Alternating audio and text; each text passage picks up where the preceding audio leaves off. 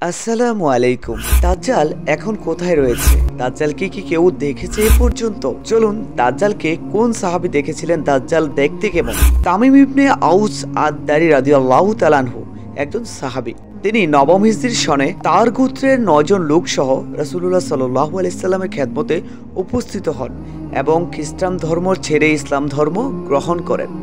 দাজ্জালের সঙ্গে সাক্ষাতের ঘটনা বর্ণনার জন্য তিনি মুসলিম উম্মাহর কাছে বিশেষভাবে পরিচিত।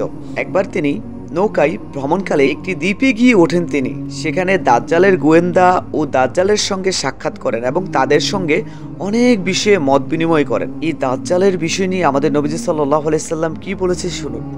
একদিন রাসূলুল্লাহ সাল্লাল্লাহু আলাইহি ওয়াসাল্লাম এশার নামাজে আসতে বিলম্ব করলেন, অর্থাৎ দেরি করলেন। দেরি করার কারণ উল্লেখ করে ইরশাদ করলেন, তামিম আদ-দারি থেকে দ্বীপস্থ এক ব্যক্তি অর্থাৎ দাজ্জালের কথা শুনতে গিয়ে একটু দেরি হয়ে গেল। এরপর তিনি নামাজ পড়ালেন। নামাজ শেষে হাসিমুখে মিম্বারে উঠে বসলেন এবং সকল মুসল্লিকে নিজ নিজ স্থানে বসে থাকতে বললেন। এরপর তিনি বললেন, তোমরা কি জানো আমি কি জন্য তোমাদের বসতে বলেছি? সাহাবে কেরামরা বললেন, আল্লাহ তার রাসূল সাল্লাল্লাহু আলাইহি সাল্লাম এ সম্পর্কে ভালো জানেন। নবীজি সাল্লাল্লাহু আলাইহি সাল্লাম বললেন, কোনো ওয়াজ নসিহতের জন্য নয়, শুধু তামিম আদ-দারি থেকে শ্রুত একটি ঘটনা শোনানোর জন্য তোমাদেরকে একত্রিত করেছি। রাসূলুল্লাহ সাল্লাল্লাহু আলাইহি সাল্লাম বললেন, তামিম আদ-দারি ছিল একজন খ্রিস্টান, সে এসে মুসলমান হয়েছে। আমি এর আগে দাজ্জাল সম্পর্কে তোমাদের যা বর্ণনা দিয়েছি সে অনুরূপ বর্ণনা দিয়েছে। তামিম আদ-দারি বলেছে সে একবার লাখাম ও জুজাম গোত্রের ৩০ জন লোকের সঙ্গে জাহাজযোগে সমুদ্র ভ্রমণে বের হয়। দীর্ঘ ১ মাস সমুদ্রের উত্তাল তরঙ্গমালার জাহাজটি তাদের নিয়ে গেল একটি দ্বীপের কাছে। এরপর তারা জাহাজের নোঙর ফেলে ছোট ছোট নৌকা যোগে ওই দ্বীপে প্রবেশ করে। দ্বীপে নামতেই তারা দেখতে পেল বিপুল চুল ও পশম বিশিষ্ট এক অদ্ভুত প্রাণী।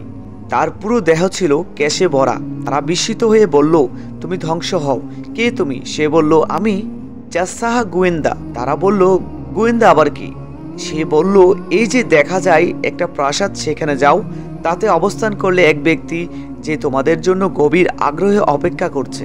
তার এই কথার পর আমরা শঙ্কিত হয়ে পড়লাম, সে আবার শয়তান নাকি অন্য কিছু। আমরা খুব দ্রুত সেখান থেকে প্রস্থান করলাম এবং ওই প্রাসাদে প্রবেশ করলাম। সেখানে গিয়ে দেখি মজবুত শিকলে বাঁধা অদ্ভুত ও বৃহদাকৃতির এক মানুষ, যে তার নিজের মাথার চুল ধরে টেনে ছিঁড়ছে। এমন বৃহদাকৃতির মানুষ এবং মজবুত শিকলের বন্ধন এর আগে আমি কখনো দেখিনি। লোহার শিকলে 2 হাঁটুর মধ্যে দিয়ে উভয় হাত ছিল ঘাড়ের সঙ্গে বাঁধা। তাকে বললাম, তুমি ধ্বংস হও। কে তুমি? সে বলল, আমি দাজ্জাল। দাজ্জাল তাদের বিভিন্ন বিষয়ে প্রশ্ন করল। প্রথমে তাদের পরিচয় জানতে চাইলে তারা নিজেদের পরিচয় ও সফরের অবস্থা খুলে বলল। অতঃপর দাজ্জাল বলল, তোমরা আমাকে বাইসানের খেজুর বাগানের কথা বলো, তাতে খেজুর ফলে কি? তারা বলল, হ্যাঁ ফলে। সে বলল, সেদিন বেশি দূরে নয় যেদিন এইগুলোতে ফল ধরবে না। এরপর সে বলল, আচ্ছা তাবারিয়া সাগরের ব্যাপারে আমাকে অবগত করো, তাতে পানি আছে কি? তারা বলল, সেখানে প্রচুর পানি আছে। অতঃপর সে বলল, সেদিন বেশি দূরে নয় যখন ওই সাগরের পানি থাকবে না। সে আবার বলল, জুগারের ঝর্ণার ব্যাপারে আমাকে অবহিত করো, তাতে পানি আছে কিনা? সে এলাকার মানুষ তার পানি দ্বারা চাষাবাদ করছে কিনা? তারা বলল, এতে যথেষ্ট পানি আছে এবং সেই এলাকার মানুষ সেই পানি দিয়ে চাষাবাদও করে। সে আবার বলল, তোমরা আমাকে উম্মীদের নবীর ব্যাপারে বলো, তিনি এখন কি করছেন? তারা বলল, তিনি হিজরত করে মক্কা থেকে মদিনায় চলে এসেছেন। সে জিজ্ঞেস করল, আরবের মানুষ তার সঙ্গে যুদ্ধ করেছে কি? তারা বলল, হ্যাঁ করেছে।